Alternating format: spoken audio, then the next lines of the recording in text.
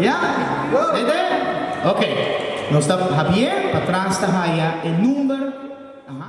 E aia kita e di 27 festival dedicado na Aruba, ele toma lugar dia viernes, dia 1 de março. Nós será 18 composição nova dedicada na Aruba. Número 1, nós temos Aivalos. Número 2, nós temos Shine Music. Número 3, Típico Poco Loco.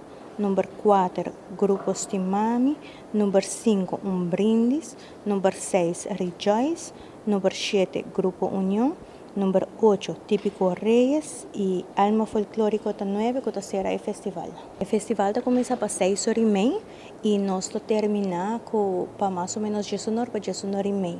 Nós estamos bem contentes com o aporte, com a dedicação de cantica dedicada na Aruba. Então, é muito difícil para nós, mirando com o carnaval, está assim cerca, e o carnaval está carnaval 70, está muito grande, e nós estamos somente 3 semanas depois do carnaval, e já passa para himno e bandeira.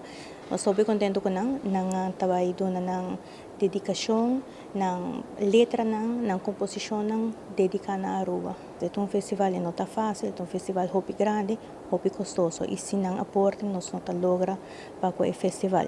Me quero agradecer também todo o compositor, arreglista, cantante na agrupação para a participação do festival.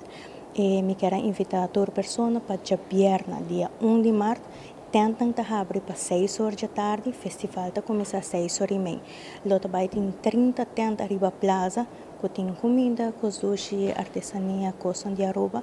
Toda gente está invitada e está completamente grátis na Plaza Betico Cruz. Mirando em Ayanan, tem Ayanan que nós estamos para pré-final. Nós estamos para 2 dias pré-final, então final arriba um dia domingo.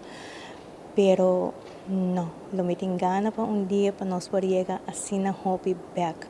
Para sobre con tanta canción que voy por tocar durante año completo, no solamente en marzo, y tanta canción dedicada a nuestra Aruba.